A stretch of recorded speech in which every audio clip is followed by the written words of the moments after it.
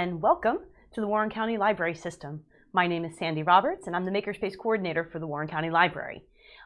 Welcome to Upcycled Makers Club, where we use all kinds of different things that we can find around the house to make something new and creative each week at 3 p.m. I apologize for getting on just a little bit later than expected today. For whatever reason, as I was ready to start the stream, my camera just cut out, and I cannot seem to get it to go back. So I had to throw on a webcam and making it work. Anyway, I do apologize for the late start today, but we do have a fun project. I'm just going to grab my phone to make sure if any questions come in that I can see them. Let's see, make sure that I can see you. Okay, so our project today is a really fun upcycle of a t-shirt. We are going to make a little plushie pumpkin like this one. Isn't he cute? He's got little googly eyes. I didn't give him a mouth. I probably should have in retrospect, but isn't he adorable? This little plushie is really easy to make. It just takes a little bit of fabric from a t-shirt, a little bit of foam, and your creativity. So it's a really easy sewing project too. If you maybe aren't comfortable sewing, this is a great place to start. Okay, so we are going to go ahead and make this little plushie guy now. Let me show you what you need. Grab my tray. Okay, so first and foremost, you're going to need an old t-shirt. This is an old Maker Camp t-shirt from years ago. And what I did is I just cut the sleeve off. Okay, so you can see I cut that sleeve off, and I'm going to use the other sleeve for today. It doesn't matter if it has print on it because we're going to turn it inside out and you won't see it. You can use the bottom part of the t-shirt, whatever you want to do. If you don't have a t-shirt, you can use a bit of fabric. You're just going to have to sew it into a tube, because the nice thing about using the t-shirt is that this seam is already done for you. And as you'll see, we're just going to take the sleeve off and just sew the bottom and top, and it makes it really easy. If you don't have orange, you could do white. White pumpkins are a thing, ghost pumpkins. You could do black and go really creepy. Or you can always just use whatever color you want and dye it or color it with magic marker later, right? So you can get creative with that. I happen to have this orange shirt around, so it was pretty perfect. But like I said, if you have scrap fabric that's in an orange, go for that. Okay, so that's my t-shirt. You are going to need a good pair of sewing scissors. These, because you're going to be cutting jersey and you want to get as straight a cut as you can, so make sure they've got a good sharp blade on them. You are going to need some thread. Now, I'm going to use embroidery thread today. Okay, this is the kind you might use for something like cross stitch. You can do it in a matching fabric or a matching color, which is what I did here. You could do a contrasting color. It's really up to you. I like using the embroidery thread because when we give this shape, using the embroidery thread is just a little bit easier for that. But if all you have is regular old sewing thread around, it'll work just fine, no problem. Just, you'll double it up. You need a needle. Now, I have embroidery needles. That's the best thing for this project. And here's why. Not only do they have a nice large eye to be able to feed your thread through, they also are nice and long. And I'll show you in a minute, but you want as long a needle as you can manage, because we're actually going to be going up and down through this whole plushie to give it shape. So the longer your needle, the better off you're going to be. Again, you can make it work if you don't have something long, but if you've got embroidery needles around, you're going to be much happier with this project. And then you're just going to need some glue. You can use your regular tacky glue, craft glue. I have my hot glue gun going over there because I find it just a little bit quicker for making my stem and my leaf. Scrap felt to make your stem and leaf, and if you want a jack-o'-lantern face. Or I actually just used some craft foam because I had the colors I wanted around. If you don't have the colors you want, again, get out the permanent markers, give it whatever color you need or want. If you've got craft paper, that'll work too. And I have seen some people, they actually just use a little cinnamon stick and kind of use that instead of fabric or foam, which is a really fun way to make it smell really nice for fall. So whatever you've got to add your little details, and that's going to be up to you. And you can get as creative with that as you want. Obviously, I went for Google eyes because I think everything is better with googly eyes. You guys probably know that about me by now. So that's what I did. And that's really all you need for this. You may also want to get a ruler and a marker to mark your fabric. I kind of winged it because we're going to turn this inside out, and all the mistakes, all the, imperfect stitches and imperfect cuts are going to get tucked inside our pumpkin anyway. It's very forgiving. So this is a great first project. Okay. So that is what we need to get started today. Let's get going. Let's switch my camera. Where am I going? I'm sorry, I'm a little flustered with the whole camera issue. I hope that this works. Okay, good. Whew, that's working for me. Crazy, crazy stuff today. Oh, and of course this camera's all messed up now, and I don't know why. Whatever. Okay, so let's start. Let me get my glasses. Where'd I put my glasses? Need my glasses. Ta-da! There we go. We're going to start with the sleeve of our shirt. I'm just going to kind of lay that out. Give this a little more light. It's not too bright today, and I don't know if that helps any. So like I said, you can get out your ruler and a marker and mark this just right if you want to. I'm not going to worry about it too much. Now, the width of this is going to determine how kind of fat your pumpkin is, right? How wide he is. So if you're interested in going for a taller pumpkin, you can do that. Just beware that you are going to have to go through this whole pumpkin with your needle. So too tall, and that's going to get challenging. A squat pumpkin is a little bit easier for this particular activity. If, like I said, you're using the bottom of your shirt or using scrap fabric, you're just going to cut a long rectangle and sew the two sides together to make the same shape. So it's what you've got on hand, right? This also works with old dish towels, old sheets, whatever you can find that's maybe that orange. I'm not a real big fan of orange, so I don't really mind sacrificing this shirt. I don't know why I have so many orange shirts if I don't really like orange, but I seem to. Maybe, I don't know. The universe is telling me to make plushy pumpkins. Okay. And this is fun too because you don't have to do pumpkins. You can do gourds, right? So you could get really creative with whatever you've got around. If you've got an old tie-dye shirt, I bet that'd be pretty neat. So I'm just going to kind of use this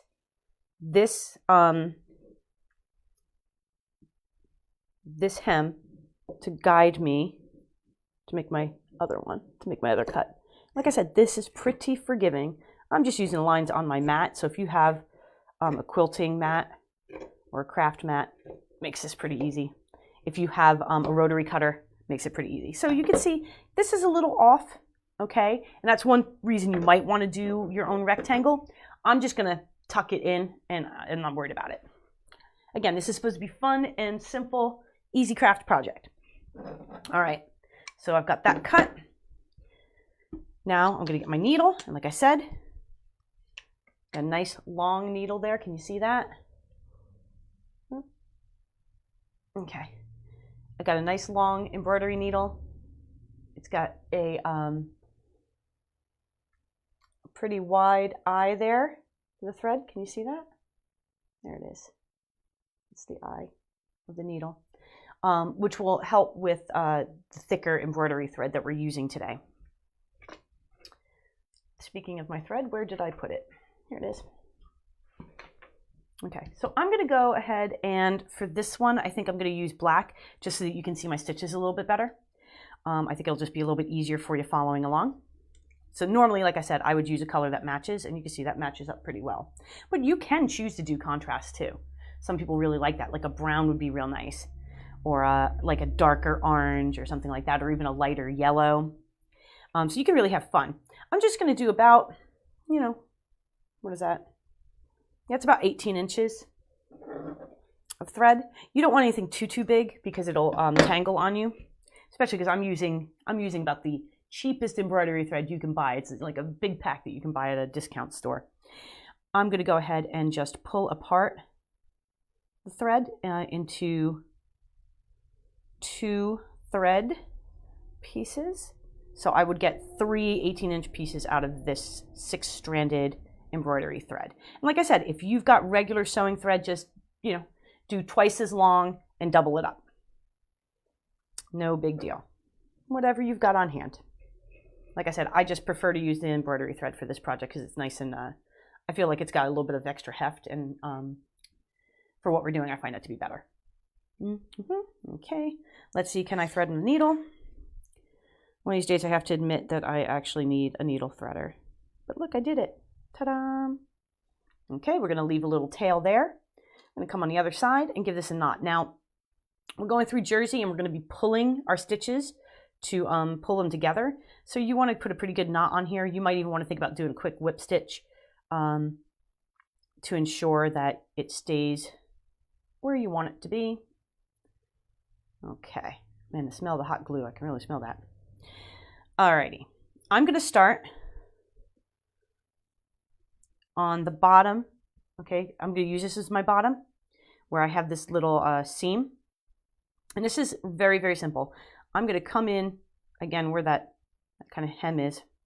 And you don't have to be at all perfect about this. Remember, it's all going to get tucked in. So we're going to do a running stitch, which is the easiest stitch you can do. Basically, you go down into the fabric, up on top of the fabric, and that's a stitch. You go back down and up, and you try to make those about equidistant, okay, about the same length. So you can see it's about the same length, and I'm not being real careful about my stitches right now, I'll be honest, because I know that I'm not going to be able to see them. They're really just there for pretty simple function, and this is very forgiving. Now, once you kind of get used to it, you kind of get into your zone here, and you could just put multiple stitches onto your nice long embroidery needle. That's another reason I like using an embroidery needle for this. You don't have to worry about them bunching because we want them to bunch. We're going to use that to close this bottom. And this is a great technique. If you haven't done this before, you can use this to make scrunchies. You can use this to make all kinds of decorative items. So in general, this little running stitch and pull to bunch technique is used a lot in sewing.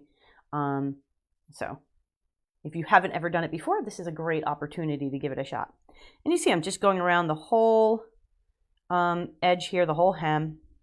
You can, if you want to, and the first one I did, I just held them together and I did the running stitch through the 2 layers of fabric. The only thing there is that then you end up with a very flat bottom, and that's okay. I mean, if you want a wide pumpkin anyway, it's not going to hurt it. This gives you, going the whole length around though, gives you a little more control of the final shape of your pumpkin. So, you know, it's up to you. It's up to how much time you have. It's up to how much you feel like doing some sewing. So you can see it goes very quickly, just going around. There are 3 basic stitches I tend to tell everyone to start with. This is the first, of course, your running stitch. The most forgiving stitch, is the easiest to do. It's the quickest. The back stitch is very similar. You would you'd go forward and then kind of back up over the whole thing. And then there's the whip stitch, which kind of goes sideways. So those are the 3 stitches. If you want to learn, go and Google those or check on YouTube. Those 3 stitches will get you pretty far in life, let me tell you. It's amazing what you can do with just those 3 very basic stitches. Okay. You can see I'm all the way around already. Now I'm just going to come on in and we're going to gather that fabric. So we're just going to gently tug, tug, tug, tug. Okay, until we can get all that nice and together. Now gently, gently, because what will happen if you are not careful is that you'll break your thread, like I just did. Wasn't I just saying that? Well, I guess I was just demonstrating. I'm going to cheat because I'm on a time limit. It's been one of those kind of days. It's quite Monday kind of a thing to have happen, isn't it? Again, I should probably be using higher quality embroidery thread. All right, what I'm going to do, if that happens to you, you can just kind of come in here. You know, ideally, you'd want to go back and redo your running stitch. But like I said, I'm just going to kind of wing it right now, just because I'm tight on time. Ooh. Okay, well, come on back this way a little bit. Hopefully I can recapture that. This is a little tough to do now that it's gathered. Hopefully I can pick up the stitches pretty quickly before they unravel on me. So hopefully that won't happen to you. But if it does, you can see it's not the end of the world. And I just pulled my needle off. You know, The first one I did, no problems whatsoever, right? Clean my edge up here.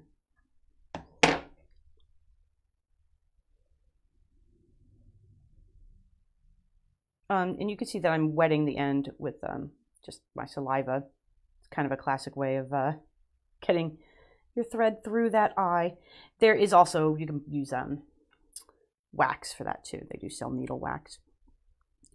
Okay, let's see if I can just get these stitches back together and hopefully we can move on. Okay, there we go. Now, you can see you've got a little bit of a hole there, right? So you're just going to kind of pull a couple of stitches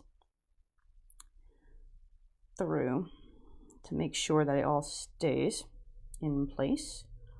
Again, this is where that large needle is really helpful.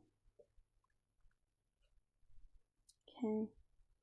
And then what I'm going to do is I'm just going to literally kind of pull that bunch through. And this again is kind of where, you know, like I said, the first time I did this, I basically sewed the two sides together. And that is a little easier in certain ways, just because you don't have to do this step of like sewing the gap. So, you know, up to you. Whatever you think is easier. I've caught my tail in there now. 1 second.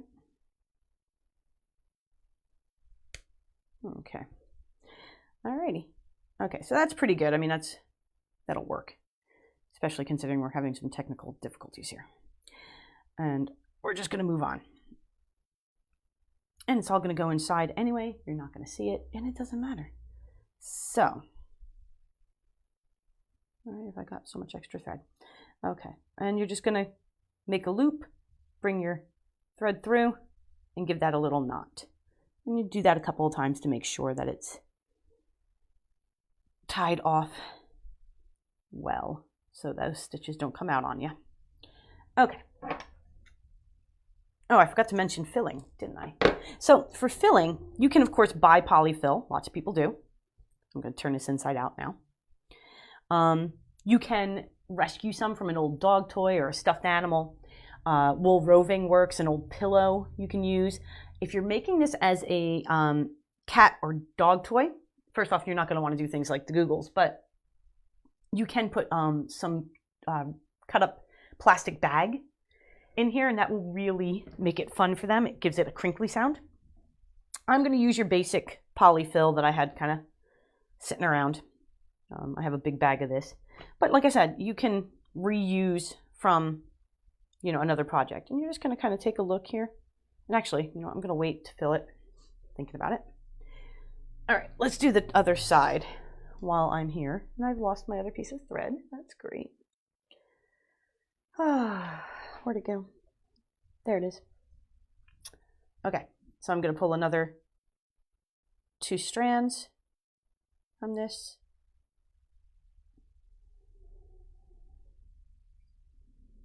Okay. And I'm going to thread my needle. I'm going to do the same thing at the top that I did at the bottom. Hopefully without breaking my thread this time. All right? We don't want to break our thread a second time. Now, if you're looking for some other fun fabric arts projects, obviously, I know that Mary Ellen with the library has done some really fun projects. Luciana has done some great projects. But over the weekend, I attended a virtual event called Maker Faire. You may have seen my live streams on Friday and Saturday night. And basically, it's crafters and techie people and anyone who just likes to invent and create gets together and shares their projects. It's basically the idea. It's a real fun time. And 2 projects that I saw you might really enjoy. One was felting. And if you've never tried felting, it's a ton of fun. Wool felting basically, and I'm going to do, like I said, literally the same exact thing right around the edge. So you just don't want to go too far down from the edge because you'll end up with a lot of extra fabric gathering. So wool felting, you use wool roving, which is a little bit like polyfill. and a sharp needle. And basically, you mechanically bind the fibers of the wool together into different shapes. So it's really fun. It's actually a really, really zen kind of craft. It's really neat to form things. And so a presentation was given about making little jack-o'-lanterns, really cool little pumpkins using that technique. And hey, actually, I think they sell kits too. So that's pretty cool. I have not ever done I haven't personally done a felting project at the library, but I know that at Northeast, they usually have a volunteer that comes in and does wool felting for New Jersey Makers Day. So if you see that on the schedule, definitely check it out. It's a really fun fiber art. It's a really neat way to create your own little creatures and characters and other beautiful things.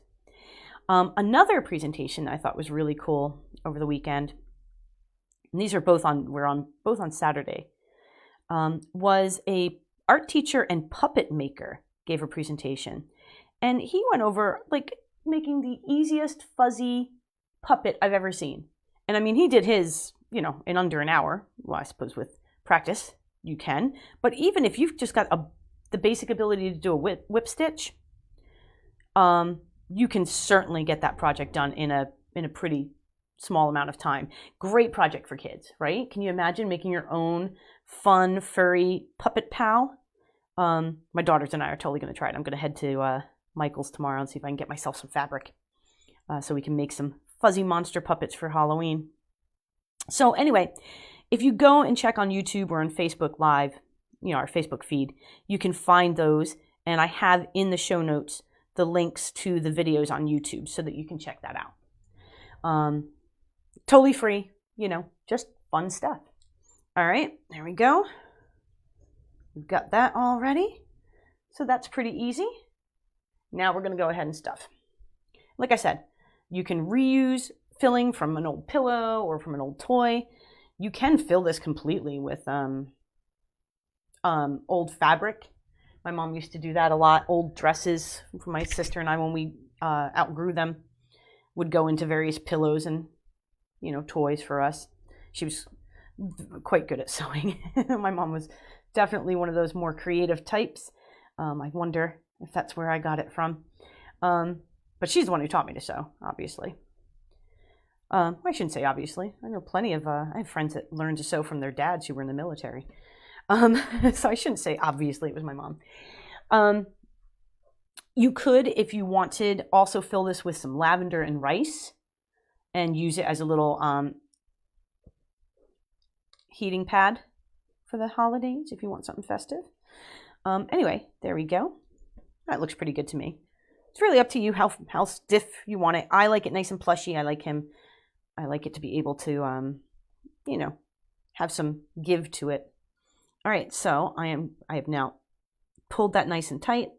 Gonna just come in here, put another stitch through, make a loop, and then my needle goes through the loop I made, and we tighten that down. This is the toughest part, just holding that all together while you go. And you can see, I lost it a little bit.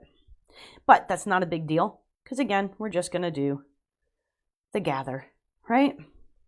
Sometimes with stretchy fabrics like t-shirt fabric, it can be a little challenging to get it to kind of hold. That's pretty normal. So I'm just going to put a quick little stitch there. And remember, normally I'd be using a thread that matches so you wouldn't see it as obviously as you're seeing this, right? So it would hide a little better. And as you're doing this, you're going to want to tuck those edges in. Okay? You're just going to kind of use your finger, tuck those edges in so they're not real obvious. And we're just kind of do a couple little stitches to pull them all together. And you can see how already it's got a nice texture to it, our little plushie. It's got a good pumpkin look to it already. It's got the kind of wrinkly look that I like with a pumpkin, right? Okay. And there we go. Again, I'm just kind of using my fingers to kind of try and tuck that in. And one more stitch. See if we can get that tightened up. Okay. That looks pretty good. And I'm going very quickly. You might take a little more time to make this look a little neater. But, you know, okay. And again, just knot it. Oh, I lost a stitch. I'm having trouble today, guys. Okay. Okay, we're just going to knot it and call that good enough for now. Okay, I'm going to give it a second knot, actually, just in case. Since I seem to be having trouble today. I don't want to take any chances. Oh, goodness. All right. You got to laugh or you're going to start crying, right? So that'll be the top of our pumpkin. And I mean, it's up to you, but I you know, I've got the seam down here, so I like to make that the bottom. And you can see where the print is. You're just going to kind of put that towards the back. Okay, so now we've got the shape, kind of just wiggle it around. Now, this is the step that really shapes and holds our plushie in place.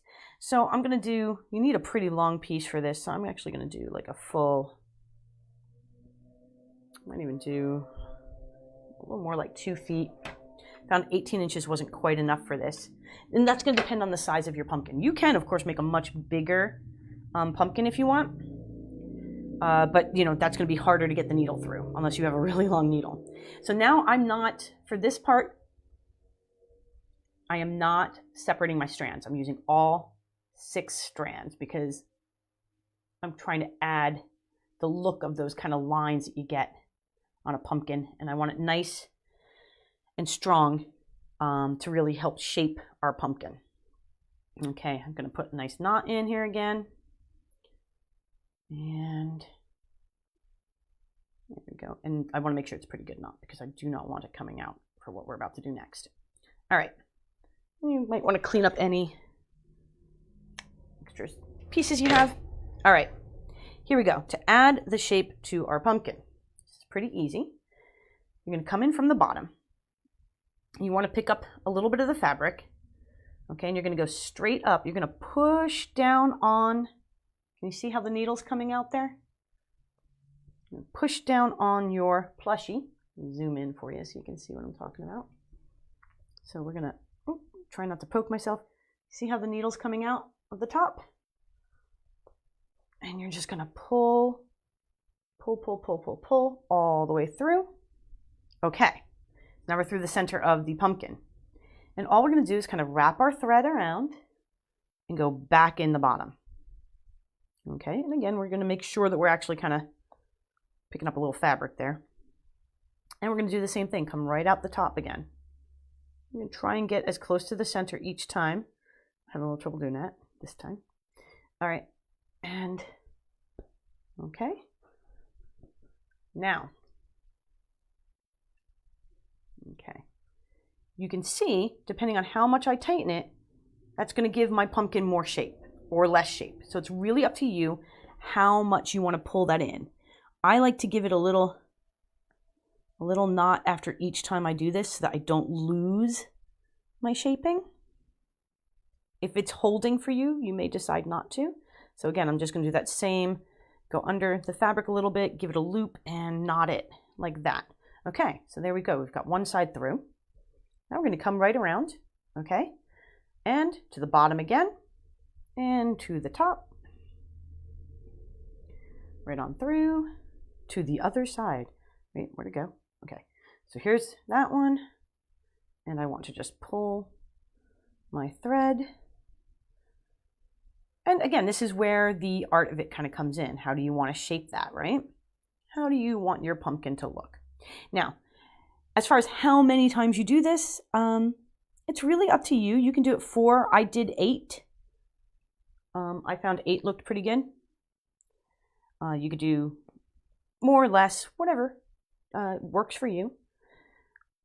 But you know, if you're going to do more than 8, you're going to probably need more fabric or more thread rather. And again, just giving it a little knot as I go. And you can see why I said now a taller pumpkin would be more challenging because a taller pumpkin is going to give you a tougher time getting through the center. I almost stabbed myself there. Okay, there we go. Let's see. I'm not going to chance it. I'm not having any luck today, so I don't want to chance not tying it off after each one of these knots. Each one of these crossovers. Let's see. Okay, and around we go again. So you can see this is very simple to do. Just takes a little time. You want to make sure, again, that you're getting kind of the same spot each time. And this is just going to give your whole plushie shape. So I'm just going to do 4 for now. You get the idea. You can keep on going. Like I said, this guy, this was 8. Okay, and I did that in a color that matched rather than, you know, a contrasting color. But you can see, you don't really see it that much once you've got it in there and kind of in place. But it does give you the opportunity to kind of scrunch the fabric to give everything the shape that you like, that you want, that you are happy with. Checking in on my time. Oh yeah, we got to finish this up. So there you go. You get the idea. So you're going to do that until you've got a shape for your pumpkin that you are happy with. Okay.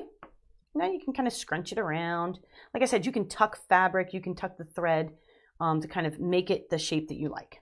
Great. So we've got our basic pumpkin plushie. Now we just need to go ahead and add our stem. So I'm just going to grab my little craft foam here.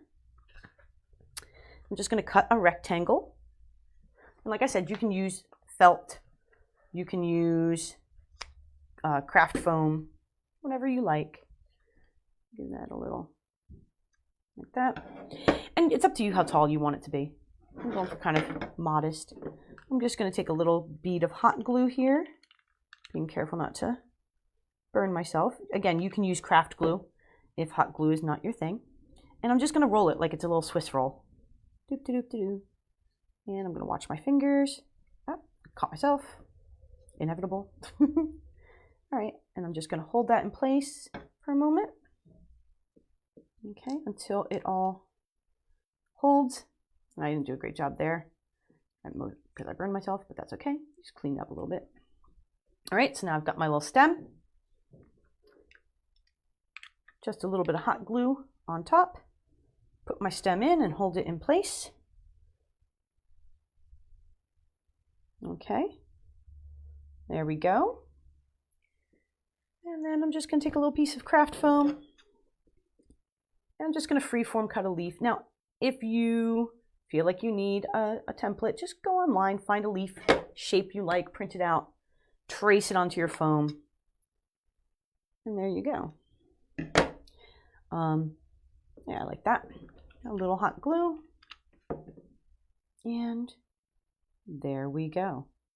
Wouldn't this be fun to make a bunch of them, put like a name on it, and maybe use that if you're having Thanksgiving dinner? You know, these make nice gifts. And again, from one t-shirt, just think about this. From one t-shirt, you can get a ton. So there we go. We've got our little stem. We've got our little pumpkin. And again, you can cut out shapes for, for a face. You can put on googly eyes like I did here.